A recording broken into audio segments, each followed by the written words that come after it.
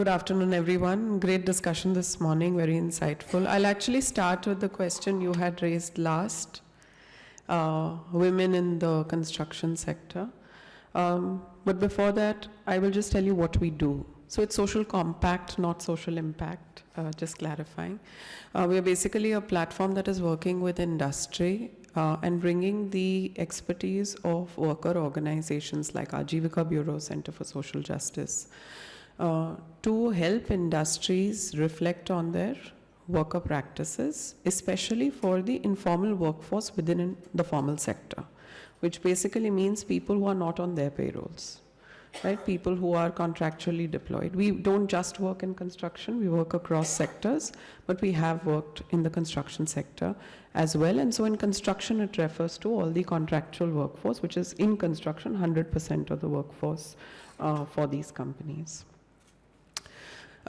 We look at 6 different outcomes, all the way from the wages that these workers get and what is the livability of those wages, whether or not they get overtime, etc. All the way to gender parity and treatment, as well as OSH, access to grievance redressal. Skilling construction में तो बात ज़्यादा होती नहीं है skilling की, but that is one of the areas we look at. And last but not the least, access to government entitlements. We were created in 2020 in response to the first wave of the pandemic, which, as you know, led to many people taking to the roads to walk back home barefoot. Because they had 300 rupees in their pocket. They had to decide between the next meal or a safe trip home. At that time, some industry leaders came to us to say, ये खाली government का lapse नहीं है, ये तो industry का भी lapse है. बिकॉज इस वक्त हम जब पूछ रहे हैं कि सबका ध्यान रखो भाई, जो जो हमारे को पता है, वी आर रियलाइजिंग कि हमारे कंपनी में या हमारे ग्राउंड पे जो लोग काम करते हैं वो तो हमारे हैं ही नहीं. We don't have access except for the contractor to them, right? The only people who may be the few people who we know are 20% of the workforce that keeps our business afloat. So we are running industry with 20% visibility on the plight of our blue-collared workforce, while 80% is assumed that the contractor dekh lega, right? And for construction, as you know, that is 100% of the workforce. So we came in basically to tell and help industry see कि आपकी जो business की maturity है, जो systems की maturity है, जिसके basis पे आप कहते हैं GRI सर्टिफाइड या GRESB certified, we are doing very well on our BRSR, etc., is actually pegged on a very small proportion of visibility, which is 20% or less than that for construction. So we help them increase that visibility to a representative sample of their entire workforce, all the way from roles that are core to the business to roles that are support to the business, without which, as we know, the business cannot function. चाहे वो housekeeping है, चाहे वो canteen है, चाहे वो जना है जो workers को drive करके ला रहा है, वापस छोड़ रहा है, etc. What did we learn in construction specifically as we engaged? We worked with 2 companies in construction, very large ones. The reason I wanted to start with the gender point was कि एक में 0 women थी, and this is 3.5 lakh workers. और एक में women थी, crashes भी थे, बच्चे भी थे, पर उन्हें पता नहीं था कितनी women हैं.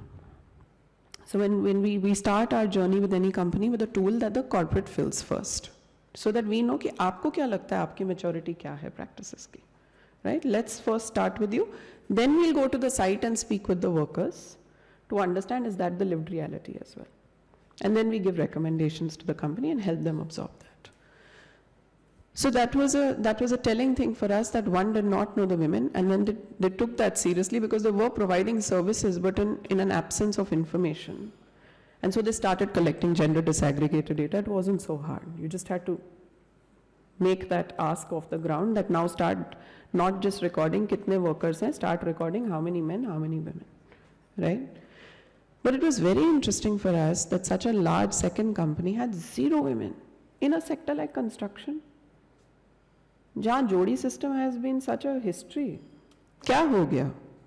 And the responses were कि नहीं, women can't do this work, बहुत भारी काम है. Which is obviously it makes you laugh, right? But कब से करते आ रहे हैं, बच्चों को साथ लेकर करते आ रहे हैं, फ्री में करते आ रहे हैं, ढोते आ रहे हैं, but obviously she can't take the load. The real reason when we started looking into it was the evolution of the policy system for women workers, right? It has improved, and that led to their systematic exclusion from the sector. It demands that maternity be provided, it demands that coverage should be provided to them. It demands that you can't have women stay in bachelor colonies, जो कि labor colonies अक्सर all men colonies होते हैं, about 8 to 10 people in a room, sharing of the bathrooms. You have to have a separate family colony, and that just became too much, and women just got exterminated from the sector completely. So that was just in response to your gender. The reason you don't see this data very often is that gender disaggregated data is not being collected on the ground where women are. Where they aren't, she also doesn't get paid like that then. She gets, the payment is given to the husband, she's a helper. Subsumed hai uske payment mein uska payment, right? So that's just on the gender aspect. Coming to a few of the other aspects of when we work, our work, as I said, is not just on social securities, but on a whole bunch of other indicators as well. When we were working with one of our companies in construction, great systems, right? बहुत अच्छे से. You could see worker ने कब OSH drop किया, कब उसको blacklist किया गया, कब उसकी entry हुई, कब उसको card मिला. We said, और उसका, has the contractor given them some kind of a contract saying कि भाई तुम मेरे साथ काम करोगे, या खाली हाजिरी कार्ड मिलता है, या खाली पे स्लिप मिलता है? And they said no, construction में कैसे हम job contract देंगे किसी को? We said, how does the worker know when to come, how much time he's going to work, what is the payment basis? कैसे पता है? सिर्फ वो सब contractor देख लेता है. We said, you don't realize how big of a risk you are running as a principal company by relying on just the contractor's word. Because when the worker comes to you saying, मुझे मेरा overtime नहीं मिला sir, आपके पास क्या है proof करने को कि उसने overtime commit किया भी था in the first place या नहीं? Contractor ने. Do you have anything? So the company is now undergoing, it's been 2 years, they're undergoing a legal change and advisory, because it is massive, to ensure that appointment letters start becoming a ask of all contractors that are deployed with them, so that when a worker is brought on for a longish period of time, after a certain point of time, they do have an appointment letter that lists out iske kya dues hain, kya nahi hai, because these workers work for years. It's not a completely transient population. Many of these workers end up moving with the company and its projects as the company transitions. Of course, this is not yet going to happen for the helpers, the ones who come and go on a not basis. But right now it's happening for nobody, right? So this is what when we say that we are trying to help the system become more transparent, more intentionally inclusive, that's what we mean. That you need to first know कि आपने promise क्या किया था, what is the guideline that you're offering to your contractors to say that this is what you should be ensuring if you are a contractor for us, otherwise it's a reputational risk to me. And then making that ask of them every time you renew the contract to say कि दिखाइए आपने दिया क्या. We also recommend, and it's harder for construction than it is for manufacturing, a brief spot check mechanism, right? Where आज की date में जो paper work collect किया जाता है वो कॉन्ट्रैक्टर से कलेक्ट किया जाता है. आप दिखाइए आपने क्या दिया, and that is taken as the gospel truth. We say just go 2 workers, randomly select 2 workers per contractor and say आप भी वही पेपर दो, अपना हाजिरी कार्ड दिखा दो, compare. Because हम करते हैं comparison इसलिए we are startled by the craft, right? This craft is amazing. कि मिल ही नहीं रहा, कुछ समझ ही नहीं आ रहा कि यहाँ पे OT है, यहाँ कहाँ है, right? So it's really important that this community, which is a multi-stakeholder community, is making an ask for greater transparency of the system, but also saying how to do it.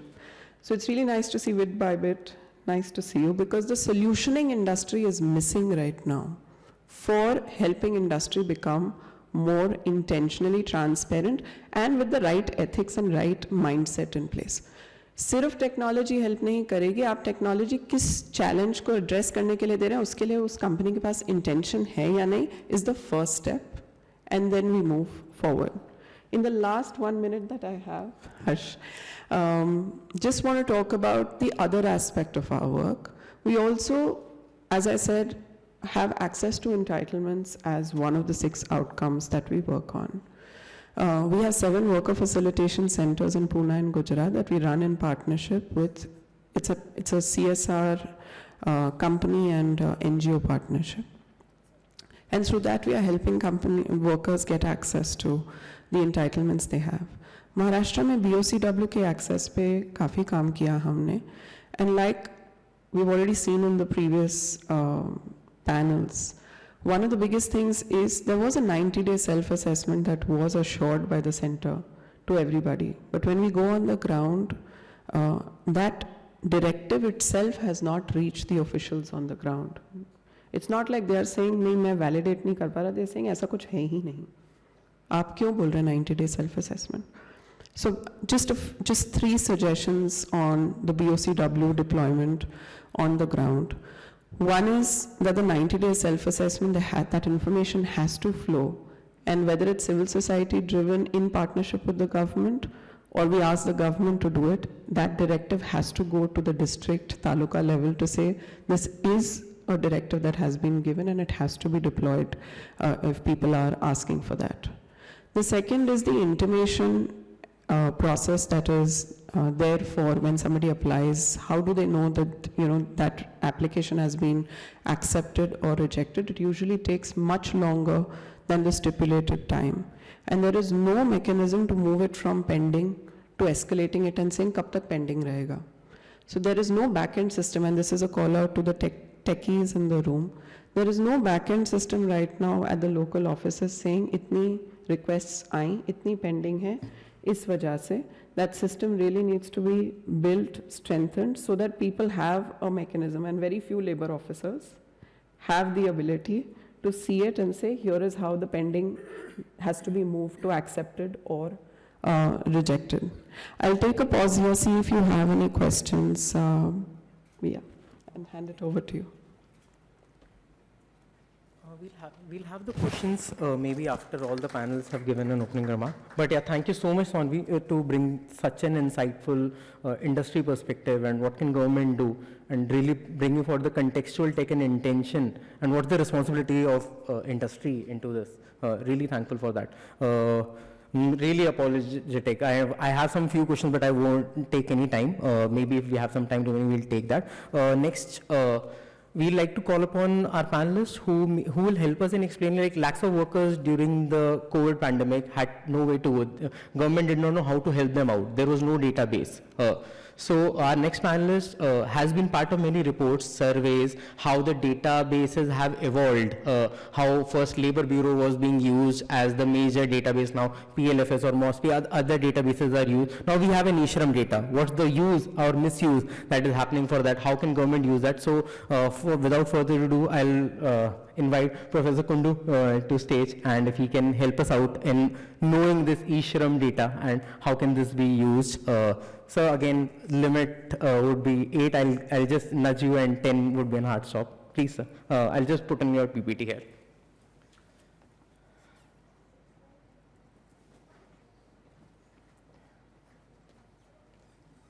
Thank you, Balaji. Yes. Just this. That's okay. I'm happy to click on It's okay. I'll be here. I'll do it. Don't worry. It's a privilege for me to be part of this distinguished panel and talk to experts, civil society activists, administrators, and people who have worked at the grassroots level much longer than myself. It's a privilege, really. मुझे O Henry की कहानी याद आती है, वो क्या नाम था, गिफ्ट ऑफ मैजाई. जब उसमें एक लड़का और लड़की है, एक दूसरे को गिफ्ट देना चाहते हैं क्रिसमस में, and they sell best of their assets to buy the good gift, and they end up giving gifts which require that asset which they have already sold. मुझे जब हर्षिल से पहली बार बात हुई, मुझे ऐसा लगा कि शायद जो ई-श्रम का डेटा है जिसकी बहुत चर्चा हो रही है, उस पर हम लोग एक काम भी कर रहे हैं as a part of Arun Jaitley institute to suggest to the government how it can be used. मुझे लगा शायद इस पर कोई नॉलेज प्रोडक्ट बनाने की कोशिश की जा रही है, और मैंने उनसे बताया कि मैंने उस पर बहुत ज़्यादा रिसर्च नहीं किया है, लार्जर लेबर लॉस पे काम किया है। जब मैं यहाँ पर आया देखा ई श्रम तो गायब था, और मैंने देखा कि शायद लार्जर पर्सपेक्टिव भी था। मैंने उनको याद दिलाया शायद कि भाई ई श्रम पे आपने कहा, मैं ई श्रम पे तैयार करके आया, और आपने मेरी कहानी के अनुसार लार्जर पर्सपेक्टिव पे चले गए। I hope your introduction now bringing in e Shram मुझे एकदम इरेलेवेंट न बना दे। पहली बात तो यह है, दो सवाल मेरे दिमाग में है। अगर इंडस एक्शन ई श्रम डेटा जो एक बहुत मेजर इनिशिएटिव है मिनिस्टर ऑफ लेबर की, उसको हम लोग इस्तेमाल करना चाहते हैं, दो चीजों पर इस्तेमाल हो सकता है। एक तो यह है bringing the labour closer to the employer, जो जॉब सीख कर रहे हैं उनको एक्सपर्टीज के अनुसार उनको कनेक्ट करें, और उनकी जो समस्याएं हैं वर्किंग कंडीशंस के बारे में जो वो भी स्किल डेवलपमेंट किया जाए एंड मोबिलिटी भी फैसिलिटेट किया जाए through that data, basically intervening at the grassroot level to help the workers to improve their employment conditions, working conditions and working environment, and ensure जो लेबर लॉस की बात हो रही है उसकी कंप्लायंस हो रही है। दूसरी सवाल यह है कि क्या ई श्रम का जो डेटा है, चूंकि अनऑर्गेनाइज सेक्टर पर इंफॉर्मेशन बहुत ही स्कैंटी है and very very non comparable, we have labour ministry data, ये मिनिस्ट्री ऑफ स्टैटिस्टिक्स सीएसओ से निकल रहा है, एनुअल निकल रहा है इस वक्त, उसमें कंपेरेबिलिटी बहुत सारे इश्यूज हैं। सेक्टोरल डेटा आता है, उसको मैच करना मुश्किल है, मनरेगा के डेटा के साथ दूसरे डेटा के साथ तो मैचिंग करनी मुश्किल है। क्या ई श्रम के डेटा से हम कोई एक डेटाबेस बना सकते हैं जिससे हम मैक्रो लेवल पे we can design policies and programmes, take strategic interventions, monitoring के लिए क्या इस डेटाबेस का इस्तेमाल किया जा सकता है? Let me first comment briefly on the first part and the second part, and believe me, the moment you give a signal, I will just complete that sentence and stop. You see, as far as is usability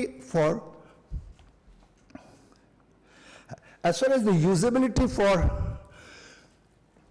actual benefit to the workers is concerned, उस पर depend करता है कि exclusion कितना होने वाला है। Exclusion can take place because lack of information, because not connecting your mobile number with the bank account number, with the ID card, and it's a real problem. I have been working as a part of civil society organization in Madhya Pradesh and Chhattisgarh. Just connecting the address with the Manrega people and their ID card is a hell of a job. So, चूंकि workers का mobile change होता रहता है, उसको कैसे connect किया जाए, that is one thing, and secondly bank account के साथ में there will be problems of exclusion, particularly women workers हैं, गिग वर्कर्स हैं, जो माइग्रेंट वर्कर्स हैं, बेसिकली डोमेस्टिक वर्क एंड जो unpaid family labour has gone up significantly. ये एक इशू जरूर है, और चूंकि ये सेल्फ डिक्लेयर्ड इंफॉर्मेशन है, उसमें स्टैंडर्डाइजेशन नहीं है. So that there are issues there, and I think to what extent the government can go and bridge the last mile gap would really decide how it will benefit the workers. मुझे लगता है इसकी potentiality तो है, लेकिन depend करता है कितना सीरियस है गवर्नमेंट इसके बारे में. अगर इस डेटा को इमीडिएट ये करना है कि आपको अगले महीने से हम 2,000 रुपए मिलने वाला है, and that is the kind of expectation despite the problems. अगर 30 crore people have already registered, that really means people have expectations.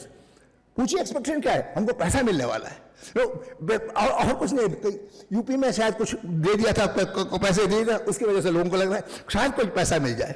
But the larger perspective of intervening in connecting laborers with the job providers and skill development, mobility, ये सारे larger issues हैं. मुझे लगता है ये short term freebie वाला model है.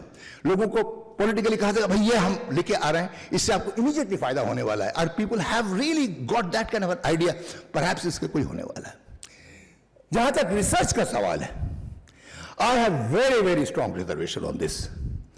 You see, when the data becomes objective, जब एजेंसी बायस ना हो, जो रिपोर्ट कर रहा है और जो एन्यूमरेटर है, उनकी अगर कोई वेस्टेड इंटरेस्ट है उस इंफॉर्मेशन में, वो इंफॉर्मेशन बायस हो जाती है. मैं आपको केस बताऊं, socio economic caste census. My stop 2 minutes. इसे सोशियो इकोनॉमिक कास्ट सेंसस जो पहली बार किया गया था 2011 में. आप देखिए उसमें सबको पता था, everybody knew that this data will be used for identification of the poor, and then over-reported that deprivation. You compare the data on land assets, physical assets from the socio-economic caste census data and the NSS round around that period. You find the deprivation level is much higher. क्योंकि सबको पता है कि इस data का इस्तेमाल इसमें होने वाला है. अगर ई श्रम का डेटा में जो सेल्फ रिपोर्टेड है, there is no format being given. लोग अपने मर्जी से देखें, उसको क्लासिफाई करना, वो अनऑर्गेनाइज सेक्टर है, किस एक्टिविटी में है, कुछ इसके बारे में कोई फॉर्मेट वगैरह नहीं है. इसकी वजह से जो है, I just don't want to read this because that will take time and Harshil will just pinch me out. So, you know, basically, you do find that standardization is not there. Data information को compile करना, to take it to the policy level, is a very, very difficult job. In fact, I must tell you, Labor Bureau tries to connect data on compliance on the labor laws. अभी हम सुन रहे थे कि labor laws क्या है, उनको समझने के लिए World Bank को भी जाना पड़ता है एक्सपर्ट के पास कि उसकी compliance कैसे हो रही है. वो आपने सीधा लेबर ब्यूरो से चिट्ठियां भिजवा दी स्टेट गवर्नमेंट के पास, उन्होंने कंप्लायंस भेजा, 15% भी कंप्लायंस नहीं हो रहा है. So now how do you really build a national level database from e-Shram is just beyond my control. Because मुझे पता है National Institute of Urban Affairs में, मैडम पहली बात 1980s की बात कर रहा हूँ, first time we collected data on municipal finance. Data questionnaire भेजा गया, स्टैंडर्डाइजेशन फॉर्मेट था, उसके बावजूद भी data was absolutely unusable because even the local commissioners did not know how to fill it up. Now individual से कह रहे हैं आप फिल अप कीजिए, कैटेगरी बनाइए, उस डेटा के बेसिस पे आप नेशनल लेवल पे पॉलिसी बनाने वाले हैं. I think that is absolutely difficult task. The purpose of e-Shram data at the moment is really to tell the workers we are doing something for you. And perhaps something will be done, and it can be done, it should be done, to really link up the workers, job seekers with the job providers, improve their skill development, ensure that all the schemes, जिसके बारे में knowledge ground level पर है नहीं, लेकिन अगर आप देखें कि कौन कौन eligible है, उसको identify कर उनके पास पैसा पहुंचाना, इंश्योरेंस का पैसा, वेलफेयर, वेरियस वेलफेयर स्कीम, उनको कनेक्ट करना, ये बहुत बड़ा चैलेंज है. ये प्रॉमिस दिया गया है, इसी वजह से लोग बहुत एक्साइटेड है इसके बारे में.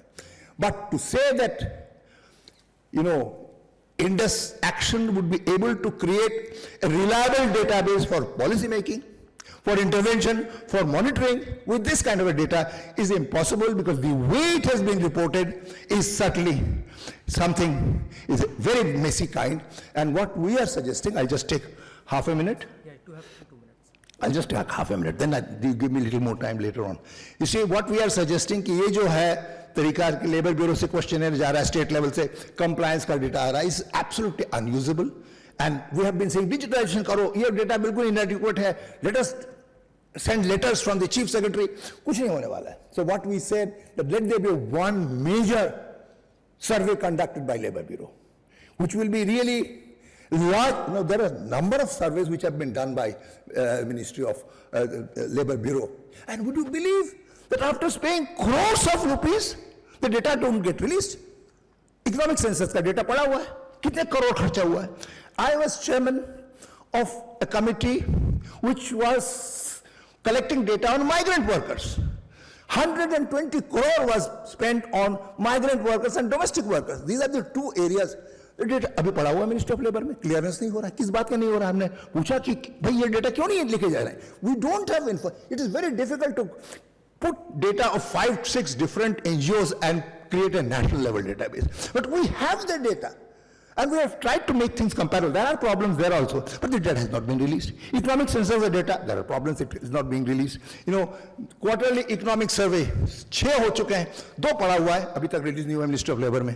तो मैं समझता हूँ कि नेशनल लेवल पे अगर अनऑर्गेनाइज सेक्टर पर एक कंसेंसस हो, डेटा बिल्डिंग हो, सीरियसनेस हो, उसको टाइमली रिलीज किया जाए, it is possible. And I have a feeling that to expect that e-Shramik data would be used for policy making, a national level data system will be built for interventions, monitoring, that is very, very difficult. But certainly I do believe that the e-Shramik data would be useful in really reaching out to the laborers and really get the last mile delivery. Thank you very much.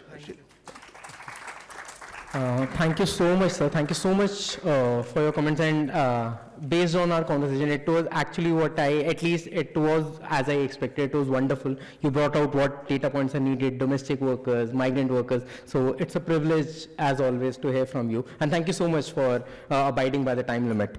Yeah, now like just linking to these data points, we have these data points, we have these workers, they come from some rural areas, migrant workers, they come into these urban areas. What's the disconnect between these urban governance and the labor governance? Why are we not able to use this data? Why are the urban local bodies not able to catch on to this data? And there are so many women under these domestic workers, street vendors. What's the gendered aspect of it? Like Sonvi touched on it, but I like in these urban governance issues, I like to call upon our next panelist, Mukta. You have the stage, and she'll touch upon these points and many more, please. And the rules remain the same. Yeah.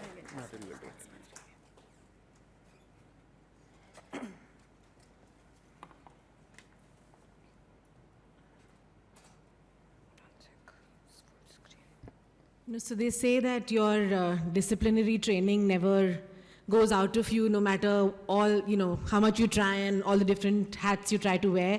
So I'm trained as an architect and urban planner, and even though I've been working in the policy research space and the policy sector for many, many years, it's my primary lens of looking at policy issues remains from the perspective of the city.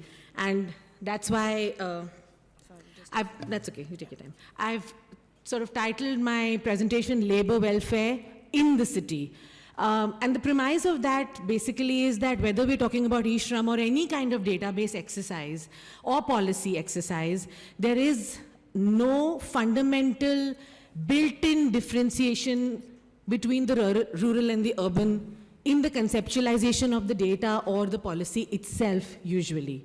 However, the lived realities of workers in a rural context and in the urban context are diametrically different. And all of those of us who have either done research on the ground or practiced on the ground, that's okay. Do I just have to? Yeah. Know this really well, that, there are problems in the rural space, of course. However, they multiply and become far more complex when we are, trying to implement the same thing within a city and an urban framework. I'm representing the National Institute of Urban Affairs and a new center there called the Center for Sustainable Urban Livelihoods. And the center's mandate is essentially to support the Ministry of Housing and Urban Affairs on policies related to urban poverty and livelihoods, which is basically the National Urban Livelihood Mission, a new version of which is on the anvil, and the Swanidhi scheme for street vendors. And of course, related aspects of labor welfare in the city. The new scheme is also going to expand its focus and look at certain vulnerable categories of workers, including construction workers, domestic workers, care workers, gig workers. So there is, I think, an understanding that there are certain categories of workers that are particularly vulnerable and have had a particularly rough time in accessing entitlements and need to be sort of addressed. Get the lived experience of urban informal workers. It remains about identity, about invisibility, and about poor access to services, shelter, and social infrastructure. And we know that this is because there is a high proportion of migrants among these workers. We know that this is because many of these workers live in parts of the city that are unplanned or are not under the planning frameworks and are therefore not being able to be serviced by the city in certain ways.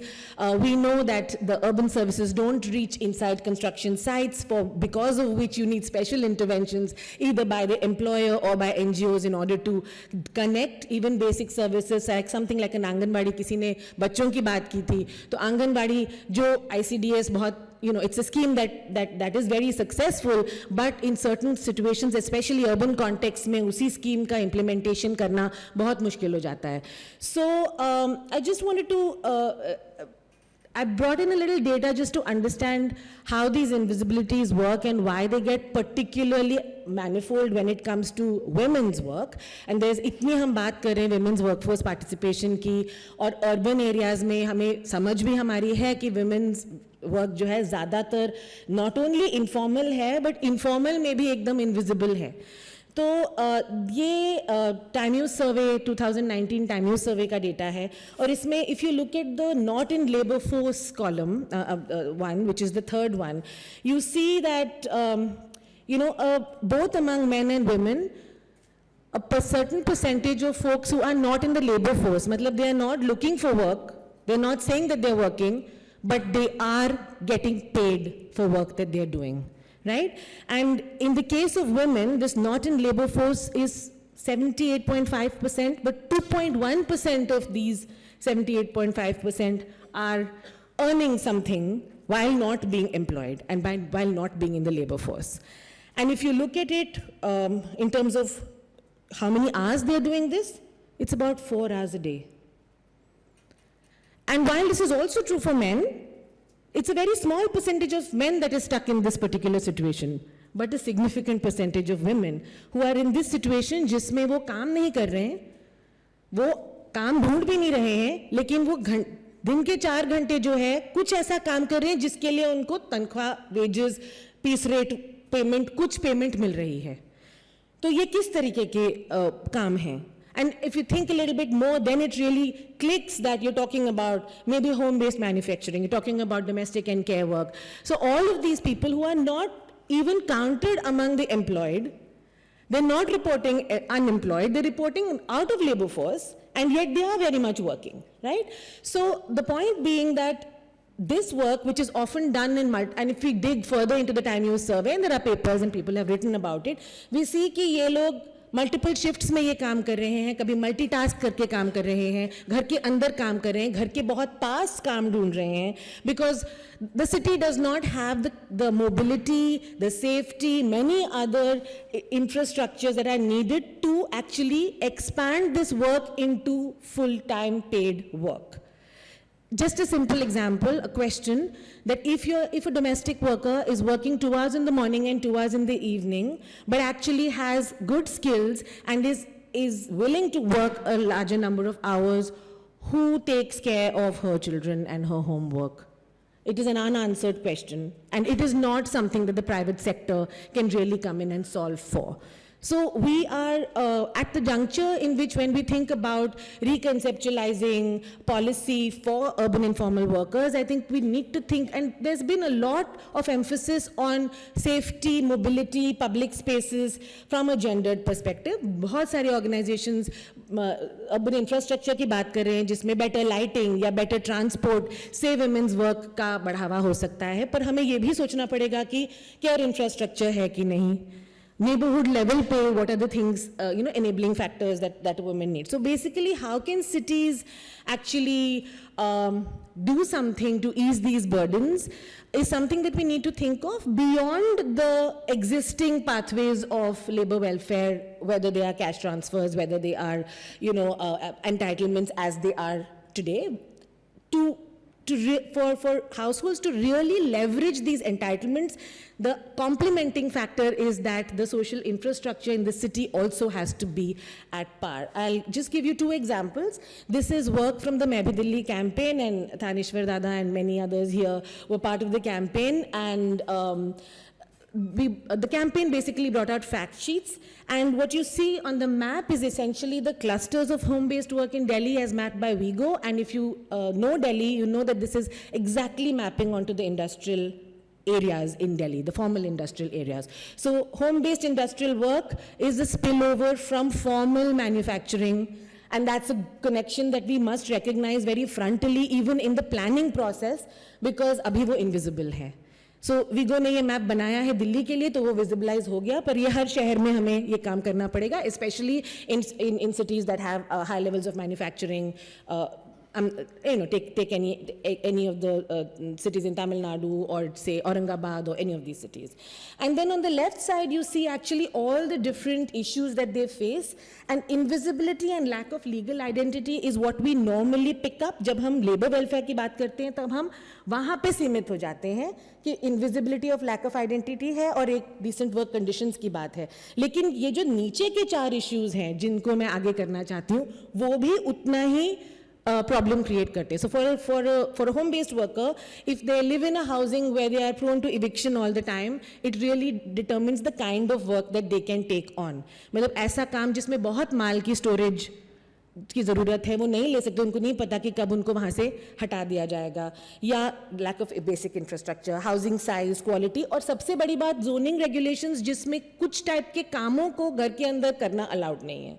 And while yes, there are environmental, concerns and things that must be kept in mind, it is also true that a lot of home-based work is not harmful for the family, but is still prohibited by law, and therefore that introduces another form of informality and illegality that the workers have to deal with. And how do the workers pay? By lower piece rate, payment that they get. That's how they suffer because of that planning illegality.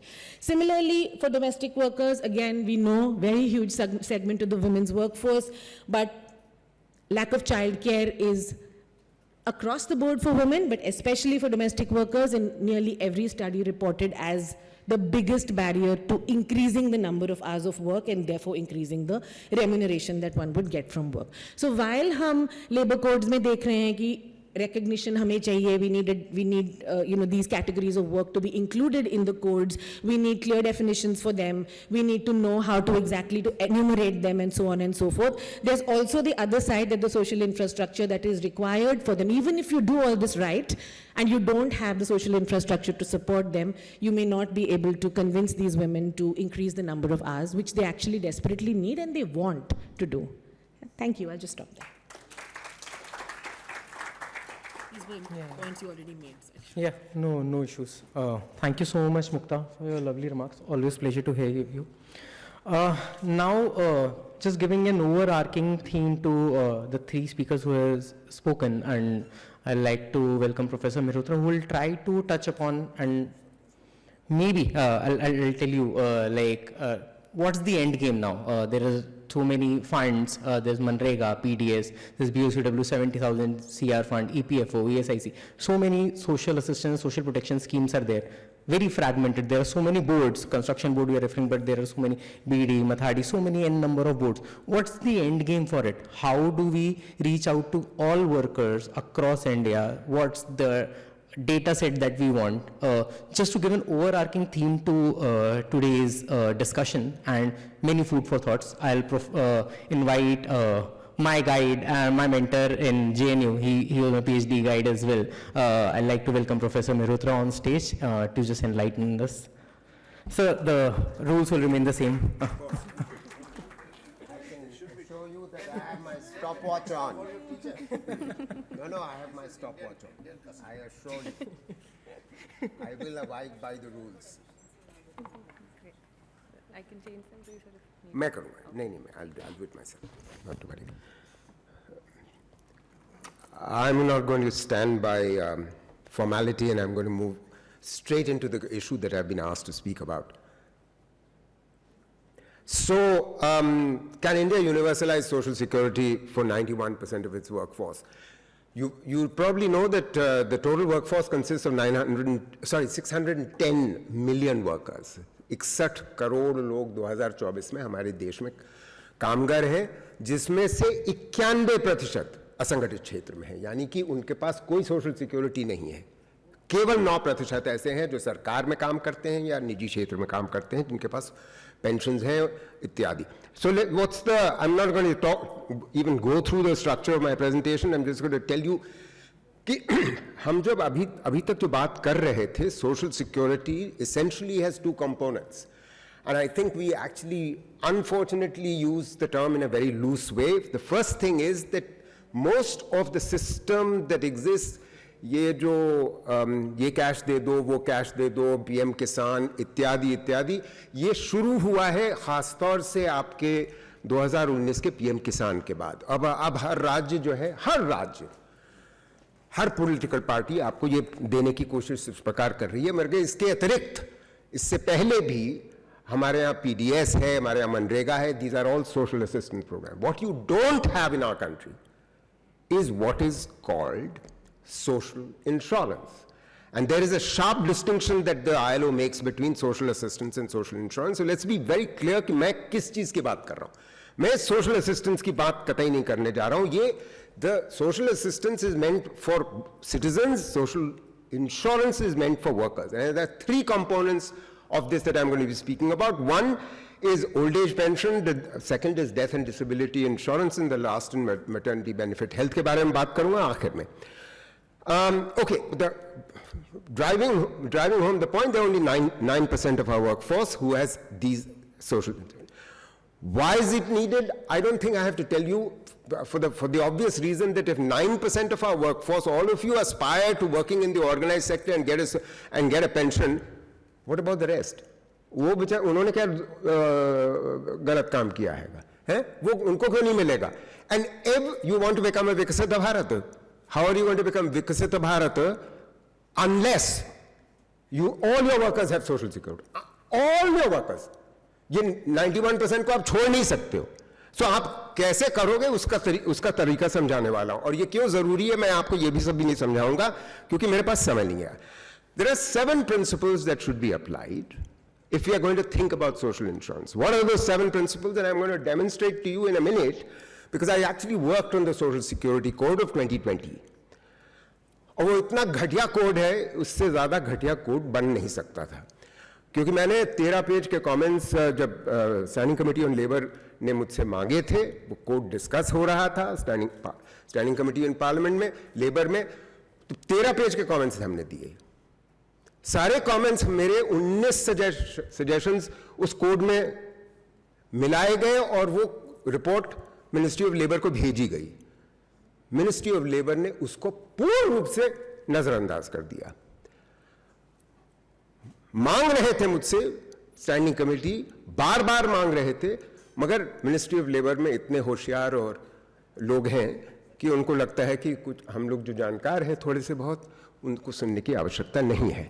तो अब सुनिए कि मैं what's my view of the social security code. First of all, the principle of universality. That's meaning every worker has to have social security. End of the story. I think the only point that I need to sort of emphasize to you is that by 2040 your demographic dividend is gone. We'll become an aging society. Now, if you don't want to believe that, I can prove it to you, but I don't have the time to tell you. You just follow my work, you'll be able to see that. I have a new book coming out called India Out of Work, Bloomsbury, London. You'll see how we demonstrate that in 15 years, we'll already be an aging society. Just to give you one data point, 45%, half of our workforce, 49% of our workforce is already at the age of 45. What does that mean? 15 साल में वो सारे retirement age पे होंगे. तो इस भुलावे में न रहिए कि हम बड़े यंग सोसाइटी हैं, हम तो बड़े. Anyway, never mind. You have no choice, absolutely zero choice, if you're going to become an aging society, that you have to ensure, working from now, universality. How are you going to ensure universality? You're going to do it incrementally. Obviously, if 91% can't be covered overnight. Third principle, you have to treat the unorganized, informal, the poor differently. So you have to have differential treatment. That means non-contributory for the poor, but it will be partially contributory for the non-poor. It's fully contributory for those in the organized sector. Please try and understand this. यानी कि employer भी contribute करता है, worker भी contribute करता है, but partially contributory होगा for those who are non poor in the unorganised sector, which would amount for about 70% of the total workforce of 610 million. What's the fourth principle? Registration. यहां बहुत चर्चा हो चुकी. Registration of establishments. आप worker की registration की बात कर रहे हो अभी तक, रजिस्ट्रेशन ऑफ एस्टैब्लिशमेंट क्यों नहीं बात कर रहे हो भाई? Did you know that 67% of the 64 million enterprises in our country are unregistered? 2/3 आपकी unregistered enterprises हैं. तो आप उनको आप मदद कैसे करोगे? आप मदद कैसे कर रहे थे? ये आपके जो 2020 में प्रोग्राम आपने बनाया था केंद्र सरकार ने, मगर वो जब आपको मालूम ही नहीं है, किसी को नहीं मालूम कहां है. I can prove this to you. It's already, you can read this work of mine in Indian Journal of Labor Economics. Don't have the time to talk about it. और फिर आप कहते हैं BOCW है, 20 वेलफेयर फंड्स हैं केरल में, 3-4 welfare funds हैं तमिलनाडु में, इस तरीके के और भी देश में वेलफेयर फंड्स हैं। अरे भाई, इस तरीके का जो फ्रैगमेंटेशन है सोशल इंश्योरेंस में, आप विकसित भारत में ऐसा नहीं कर सकते, क्योंकि विकसित भारत, सारे विकसित देश जो है उनका एक सोशल सिक्योरिटी फंड है, एक। आज की तारीख में आपके अनऑर्गेनाइज सेक्टर वर्कर्स जो है उनके लिए एक आपको फंड बनाना होगा। ये जो अटल पेंशन, पीएम श्रमजीवी मानधन, फलाना धिमाका, ये वेलफेयर फंड, ये सब नहीं चल सकता, because you are at the end of your demographic dividend, you are going to either you say Viksit Bharat जो देश को बनाना चाहते हैं वो, या फिर वो ये कह रहे हैं कि जब आप 60, 65, 70 साल के हो जाओगे तब तक आप काम करते रहो, जिस दिन काम कर नहीं कर पाओ, मर जाओगे, तब तक आपको सोशल इंश्योरेंस नहीं मिलने वाला है। या तो फिर आप डिसाइड कर लो, ये तो भी आपने कह दिया है कि मतलब आप नहीं, हम नहीं करेंगे, 91% ही रहेगा, या फिर आप ये फ्रैगमेंटेशन बंद करो। And it has to be mandatory, ये नहीं कि अच्छा अटल पेंशन में अगर बैंक अकाउंट है तो कर लो, श्रमजीवी मानधन है तो अच्छा तो रजिस्टर कर लो तो कर लो, ऐसा नहीं होता है। इन द एंटायर विकसित world it's mandatory, it's not voluntary, it is statutory. ये नहीं संभव है कि आप चाहो तो कर लो, न चाहो तो कर लो, बीओसीडी कर लो, वगैरह वगैरह। Let me move on very quickly. Does the Social Security Code apply any of these principles? Short answer, no. I don't have the time to talk about it. Let me quickly move on because I've already taken 8 minutes. Because I want you to understand कि ये संभव है।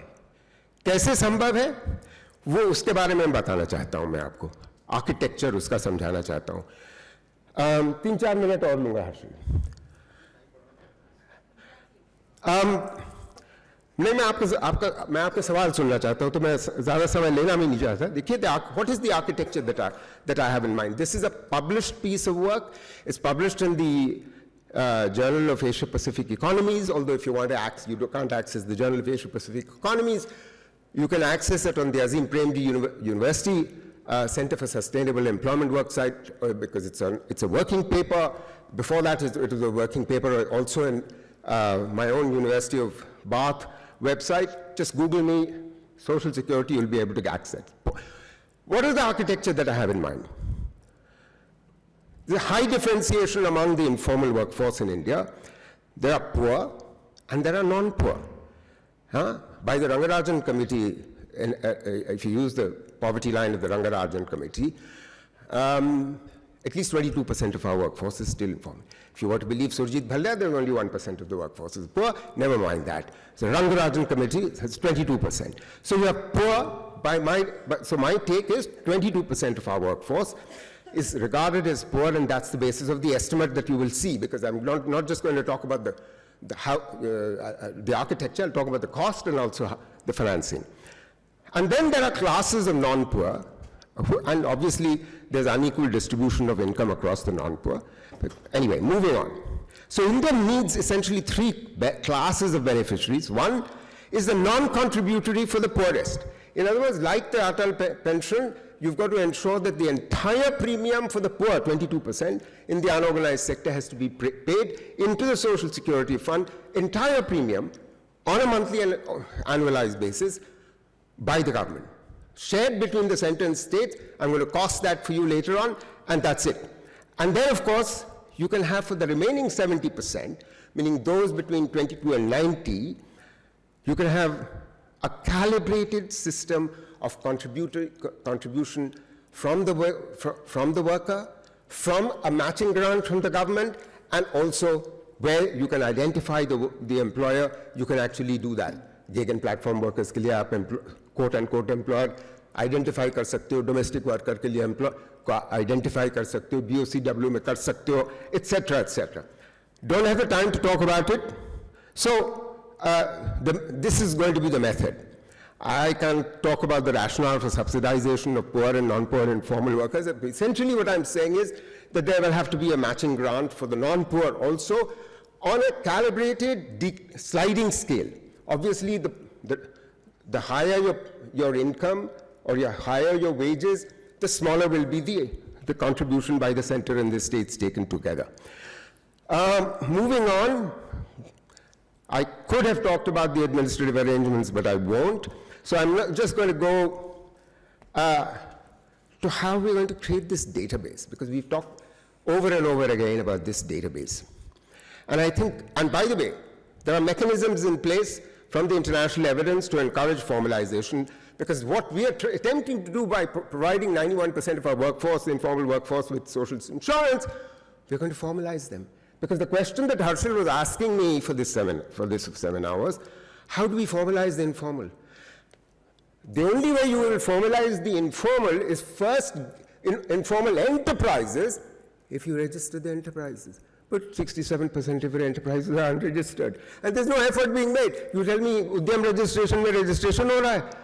मैं अपना उद्यम registration आपके सामने 1 minute में कर सकता हूँ, because they won't उनका हमारा फोन नंबर चाहते हैं, और या अगर पैन नंबर है तो पैन नंबर दे दो, रजिस्ट्रेशन हो गया.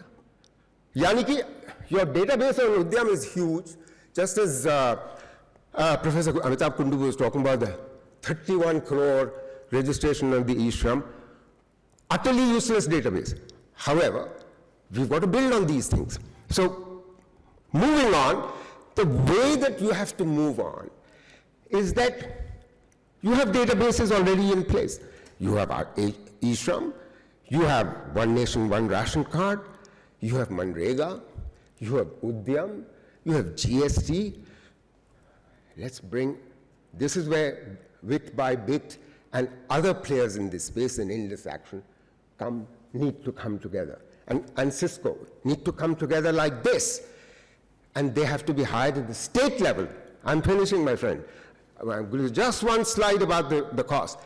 If you do bring all the back end, all the databases together in the back end, first, as a first step, and then you use machine learning and AI to deduplicate systematically, state by state, district by district, category of worker by category of worker. Here we are sort of attempting to estimate the number of workers who are poor.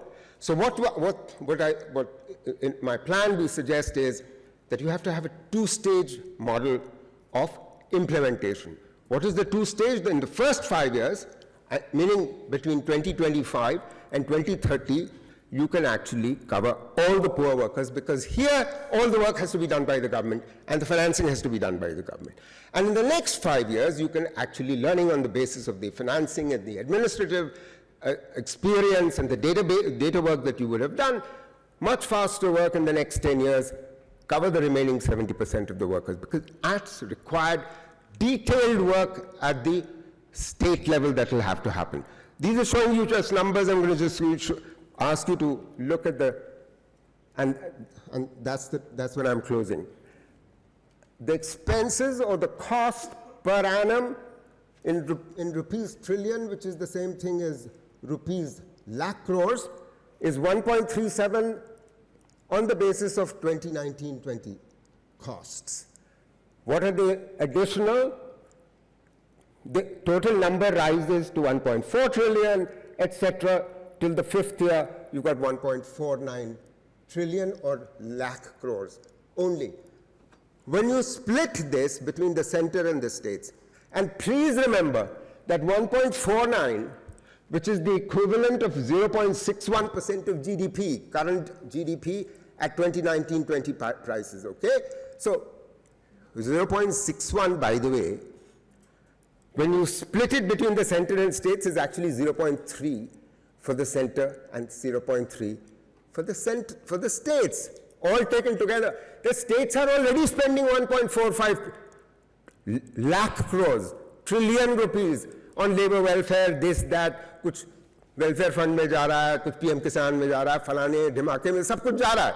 मगर ये जो करना है, जो आगे के लिए करना जरूरी है, and one last, वो नहीं हो रहा है. Last sentence, which I wasn't able to say, why have I not got health insurance here? Good question. Very deliberate. Because health is a right. It's a human right. It's a requirement for every citizen and for the state to provide it. Why are you going to put it into an insurance system? Thank you very much indeed for your attention.